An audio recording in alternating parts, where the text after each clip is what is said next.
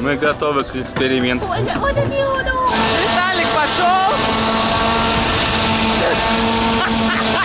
Просто ужасно. Чемпион ты мой. Люлю ищет себе жену. Всем привет, ребяточки. Привет. Вы, как обычно, на канале Своим ходом. С вами Виталик, Лизончик. И мы продолжаем вам показывать Китай. Сегодня мы вместе с вами отправляемся на пиратский остров. Ну, так его назвали для наших русских туристов, чтобы было понятно. А на китайском этот остров называется Учжичжоу. Учжичжоу. Учжичжоу. Погнали. Чтобы вы понимали, насколько этот остров популярен, просто посмотрите ажиотаж, творящийся вокруг меня. Это все туристы, китайцы, их бесконечное количество. Они стоят здесь внутри, они стоят там на улицах. Это с ума сойти. Что же будет твориться на самом острове, я уже боюсь. По стоимости 144 юаня стоит взрослый вход и 72 юаня стоит вход на ребенка от 1,2 до 1,4 м. Если выше, то не судьба. Многие люди с чемоданами, с досками для серфинга, потому что там есть отель, и там можно остановиться и переночевать. Вот это сервис, ребятки, зацените. Вообще красота. Целых 20 минут путь до этого острова. Внутри кондей, прохладненько вообще. Красота. Лодки заполнены по максимуму. Смотрите, все места заняты. Мы добрались, друзья. Добро пожаловать на остров пиратов. С ума сойти. Еще ни на одном острове я никогда не видел, чтобы было столько много туристов. Я вспоминаю острова Таиланда, ребята. Там просто пусто. А здесь... Мы еще выбрали очень классный день. Сегодня суббота, выходной. Вот такие автомобили, на которых можно передвигаться по острову. Вон там, зацените, находится пляж. Нам, конечно, с погодой не очень повезло. Ну, что поделать. Здесь вода вообще на фотках, она бирюзовая, прозрачная. Вон, видите, даже рыбки плавают. Кораллы. Тут нетронутый подводный мир. И это вообще единственное место здесь, недалеко от Дунхая, где можно заняться дайвингом.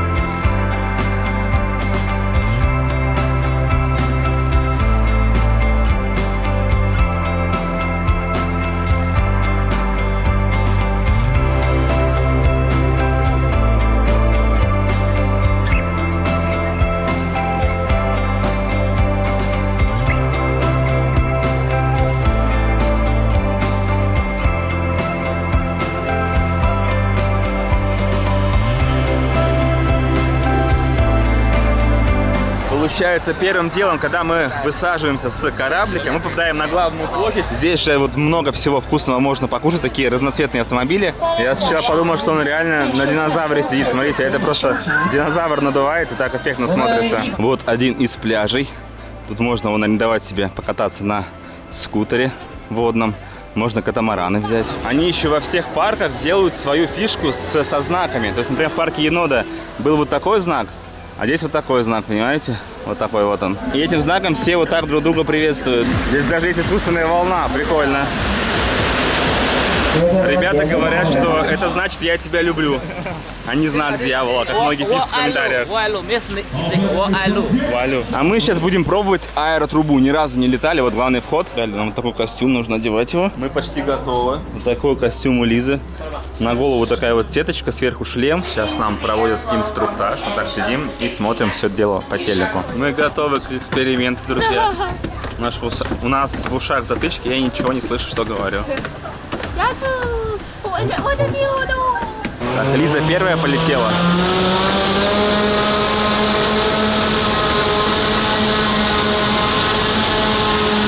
Ну как, у Лизы щечки шевелятся.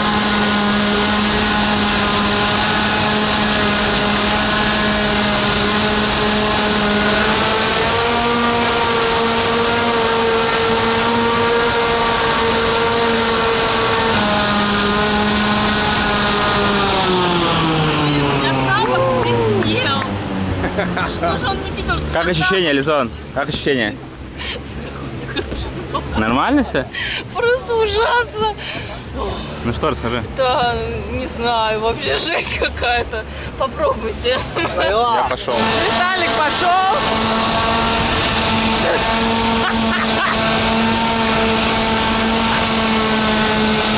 Давайте.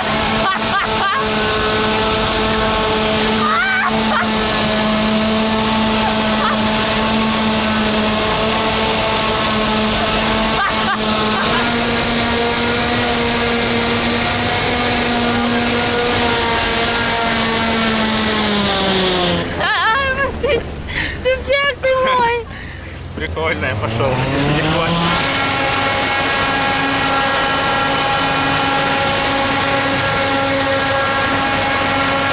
Видели, как чувак сейчас сделал? Профессионал. Не то, что мы. Конечно, лицо, когда снимаешь, вообще ржака. Здесь вообще очень много мест, где можно очень вкусно покушать. Разные кафешки, рестораны, барчики. Мы сейчас идем на шведский стол. Стоит 118 юаней со взрослого. Здесь огромная штука с фруктами. Здесь, получается, сладости. Салатик можно себе сделать. Еще сладости. Огромный чан. Обалденно. То есть вы берете поварешку, смотрите, и достаете все, что хотите. Там есть сосиски, есть креветки, ракушечки. В общем, такой таз огромный с морепродуктами, да? Но и это еще не все. Вот огромная стойка, вон туда уходит, вот сюда и опять туда. Здесь вот такие вот макарошки с овощами, яйца и тофу вперемешку. Блин, я уже истекаю слюной конкретно. Здесь блинчики можно взять. Вот Лизончик накладывает себе рис с овощами. Есть также обычный рис, можно вот такой супчик похлебать. Здесь, видимо, макароны. То есть вы берете тарелочку, к этому чуваку подходите, накладываете себе разные овощи, и он все это дело заливает кипятком. Или вот таким соусом. Можно просто макароны с соусом типа спагетти сделать. Учитывая, что стоит это 1000 рублей, вполне себе классный шведский стол. Лиза наяривает креветки, ей нравится. Да? Вкусные? Волняные. Я решил взять себе 3 вида разной лапши. Вот такие какие-то штуки, смотрите, непонятные, они какие-то скользкие. Вот такой вот пластик, смотрите. Прикольно. Такая прозрачная лапша, как жидкое стекло. Вот такая еще лапша есть. Тоже огонь, вообще очень вкусно. Взял еще вот такую штуку, какая-то запеканка. Сверху там яйцо и внутри очень много мяса нашпиговано. Сейчас протестирую. Попробуем. Да, это прям такой ядерный омлетик. Яйцо, молоко и очень сочное такое мясо. Много сока, вообще божественно. Невозможно остановиться. Это яйцо. Как его съесть палочкой, я вообще ума не приложу. Вот как можно это яйцо взять палочками? Я нашел способ, смотрите, делается легко. Нельзя втыкать палочки в еду. Вот так делается. Палочкой втыкать в еду нельзя, но нам можно. Очень просто если. Вот обычное яйцо, обваренное в соусе, каком-то соевом. Тоже очень вкусненько. Конечно, если бы было солнце, атмосфера была бы сейчас райская. Здесь так прикольно, вот даже в такую погоду пасмурную. От этого песка прям такой свет излучается, а я аж ослеплен, просто ослеплен этим светом. Вот такие пляжики, очень много людей. И здесь не на всех пляжах можно купаться. Как вы поняли, видимо, на этом пляже купаться нельзя. И для купания есть специальные места, где очень много людей, я вам еще их покажу. Прикольный продавец мороженого. Смотрите, стоит робот. Вы выбираете себе мороженое. Здесь оплачиваете Alipay или WeChat. И он вам делает мороженое и, видимо, здесь выдает. Но у нас, к сожалению, на WeChat нет денег, и Alipay у нас нет, потому что мы не живем в Китае. А вот и наша машинка. Дальше мы решили исследовать парк вот на таком прекрасном автомобиле. Стоит 128 юаней с человека. Это если вы ездите и останавливаетесь в разных местах. И 80 юаней, если просто по кругу проезжаете и из окна, где здесь окон нет, наслаждайтесь видами. И вот по этой дороге погулять не получится, потому что здесь только автомобили. То есть только передвигаясь на автомобиле, вы сможете посмотреть эту красоту. Так, у нас здесь остановка. Мы хотим подняться наверх и посмотреть. Ух ты ж, как красиво там. Вот эта конструкция спроектирована так, что она не на электричестве. Просто ветер дует в правильном направлении, и она начинает двигаться. Вот сейчас, видите, застряла. Сейчас ветер поймает, и вот они начинаются. О, пошла. Прикольные фантазеры вообще. Классная штука. Шух.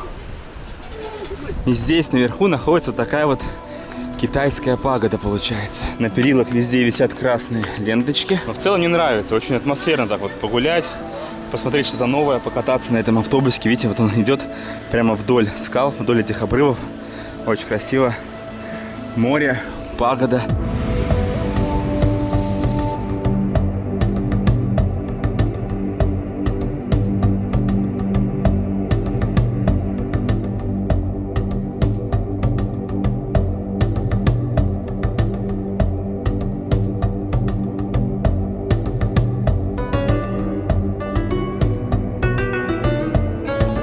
И здесь такая зона исполнения желаний. Покупаете себе вот сердечко, колокольчик. Здесь они продаются. Пишите свое желание. Здесь оставляете наверху. Видите, как много их. Какие красивые.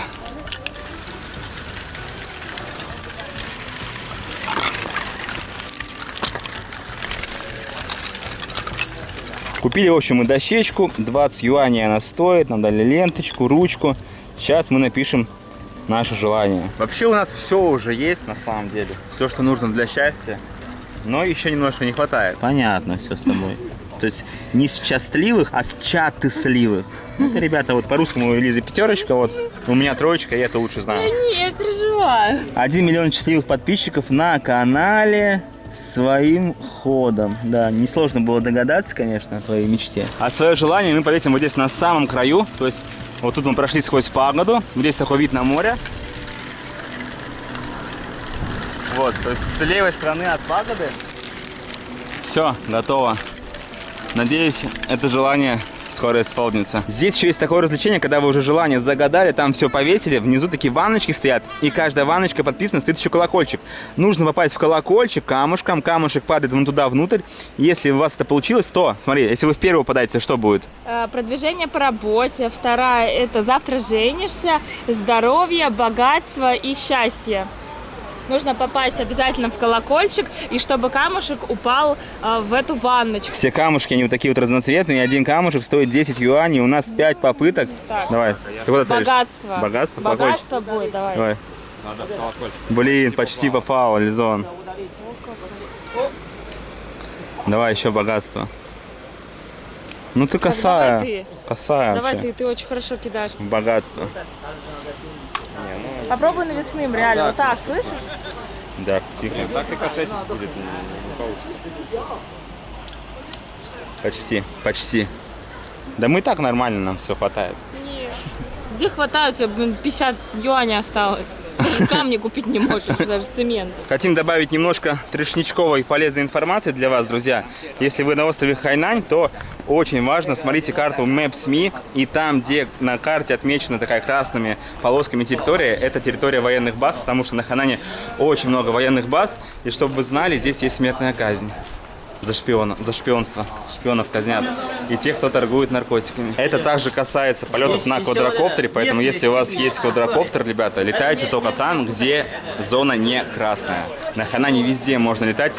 Во всех туристических зонах можно запускать квадрокоптер, но там, где военные базы, не летайте, потому что остров военный. Чтобы вы понимали, друзья, когда солнечная погода, это все смотрится вот так вот. Белоснежный песочек и бирюзовая водичка. Так что смотрите прогноз погоды перед тем, как ехать. Вот такая смотровая площадка. Она самая популярная, потому что самая высокая на этом острове. Тут такие домики есть. Это для кого? Для птичек, что ли? Непонятно. Вот большой домик. Смотрите, в этом домике очень много голубей. Для чего их используют, непонятно. Может, свадьбы играют и голубей отпускают. Тут такой якорь воткнули с видом на горизонт. И сама смотровая. Вид, ну, прикольный такой вид. Бинокли есть. Так, посидеть. Я, конечно, видел смотровые покруче, но тоже ничего так. Бинокли можно поглядеть. Круто. Не, красиво, да? Красиво, да? Камни такие, глыбы лежат вот внизу, у подножия скал. А за рулем у нас такая вот прекрасная, замечательная китаяночка. Рассказывает много всего интересного, но я ни хрена не понимаю. Но это очень интересно. Такой приятный голос. Как пение птицы. Просто едешь и наслаждаешься. Друзья, подъемы такие достаточно крутые, нужно все время подниматься вверх в гору. В принципе, можно ходить пешком, но что-то я, знаете, не советую вам. Особенно если сейчас солнце было бы, мы бы, наверное, уже умирали от жары. А так на машинке от одного места к другому месту, очень приятно. Вообще, в целом парке в Китае, они сделаны от души. Так они круто сделаны. Здесь ходить гулять одно удовольствие. Ты идешь и ни о чем не думаешь. Все для тебя, все указатели, все на русском продублировано. Красавчики они, красавчики. Вот, пожалуйста, оп, долина любви. Все на русском языке. Вот у нас в России столько красивых мест, а их никак не облагораживают. Вот взяли бы пример с китайцев, сделали бы все для туристов, мне кажется, по России бы путешествовало еще больше людей. Здесь вот водопадик, смотрите, ребята фоткаются. Огромный камень, водопад, цветочки, фотограф. Говорю все, что вижу. Начинается сказочная атмосфера. Смотрите, такая занавес дымовая. Это тоннель. Туннель называется «Тоннель любви». Место 7 шагов, место любовных обещаний, островок в середине озера, место с видом на море. В общем, все это туда. Погнали. С дымом они молодцы, классно придумали. Такое ощущение, что заходишь в такой, знаете, лес с призраками какими-то, такой сказочный. Китайский лес. Когда поедете на этот остров, друзья, в первую очередь хочу вам сказать, что этот остров, знаете, он как бы не для купания, на самом деле. Здесь можно покупаться, но в основном здесь люди гуляют по тропинкам. В этом смысл этого острова. Очень много вот таких мест. Наверх подняться, вот фотографируется. Вот еще одно произведение от китайцев, друзья. Смотрите, это корзины, которые подвешиваются к воздушным шарам. Но, как видите, самих воздушных шаров нет. Мы же в Китае находимся, нанотехнологии. Смотрите, ребята просто в очках виртуальной реальности за 50 юаней летают где-то там, прямо над этим островом. Прикольно, да? Зачем париться? Зачем париться? Шары какие-то покупать. Очки одел, все, ты в воздухе красиво, 50 юаней заработал. Мне кажется, что скоро мы вообще перестанем путешествовать, будем сидеть дома вот в таких очках и ездить по странам, пробовать какую-то еду. И все это будет виртуально, не выходя из вашего любимого кресла с вашей тарелочкой. По-любому, кто сейчас ест, приятного аппетита. А что у нас здесь? Ух ты! Это ж гуси.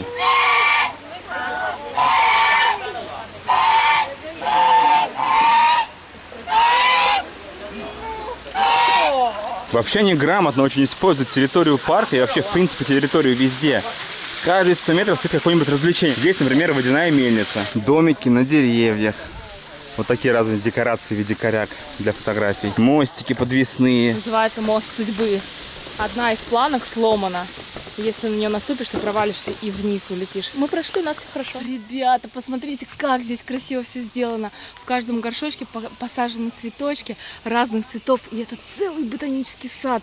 И все такое разноцветное, круто. Первый раз вижу такую штуку, ребята. В общем, за руки держишься. Здесь установлена камера. Эти пропеллеры все крутятся. И ты типа плывешь. Детей она будет еще и тянуть, можно даже ногами не грести. Ну а для взрослых просто плывешь, здесь камера установлена. И можешь снимать. В общем, 5000 юаней стоит. А меня сейчас ждет такое погружение в этом костюме. Посмотрим, какой здесь подводный мир. Так, мы взяли тапочки, здесь взяли костюмчик. И сейчас идем переодевать Виталика. Ну, посмотрим сейчас, что из себя представляет дайвинг на этом острове. Говорят, что здесь подводный мир один из самых лучших. Протестируем сейчас. Я вот, видите, переоделся. На дайвинг желающие одни девчонки. Нам еще дали, вот смотрите, корм для рыбок. Это дайверы, ребят, смотрите. Все дайверы, с ними инструктора и сами эти, кто хочет поучиться, они просто лежат на спине. Это дайвинг называется. Это дайвинг по-китайски. Я очень надеюсь, что инструктор за меня не будет переживать и даст мне поплавать вниз. Потому что тут в Китае все очень сильно ответственны, они вообще за безопасность. И все максимально безопасно. Он лучше тебя будет держать до конца и даже не даст погрузиться, но главное, что ты остался жив.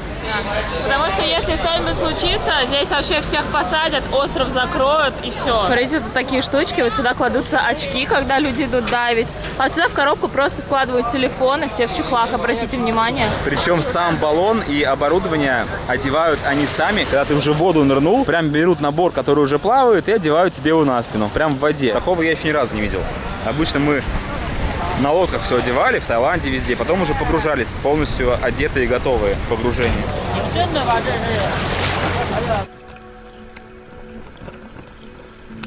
Он на инструктора на дно просто утянул. Насильно.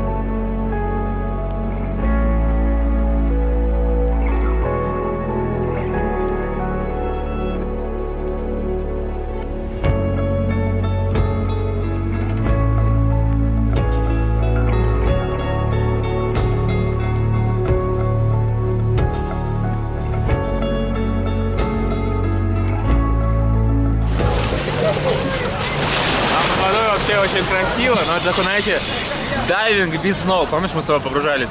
То есть были ласты, здесь не было ласт, понимаешь? Ты погружаешься, и то есть ты только с ним можешь. Он тебя по дну там таскает. Очень красивый подводный мир. Но просто такое ощущение, что ты без рук и без ног. Ты, короче, видишь офигенный коралл, ты такой вот так плывешь и не можешь за него доплыть, потому что он тебя держит, понимаешь? На месте. И, короче, я просто в итоге забил на все болт, остановился, ничем не двигал, просто так стоял, с камерой держал. И он меня везде возил по кораллам. В общем, развлечение... Удобно же. Удобное развлечение для китайцев. Ну, подводный мир красивый, на самом Я деле. тебе хочу сказать, что из всех вот этой 50 человек здесь находящихся, один ты погрузился. Красава. А китайцы, так это вообще приколисты. Они платят деньги, вон туда ныряют. Ну как ныряют? Просто наверху они плавают. Проходит все их время, не знаю, они боятся, скорее всего. Потом они берут, типа, киньте мне GoPro. GoPro стоит там еще сколько-то денег, 280 юаней. 280 юаней, чтобы на GoPro поснимать. Она просто, девушка, лежит в костюме, вот так себя снимает на камеру. То есть, чтобы просто полежать в дайверском костюме, типа, знаешь, наверное, в социальную сеть фотку выложить, типа, я дайвила там. Вот. Они такие деньги платят, я в шоке. Чувак рыбчину читает на китайском.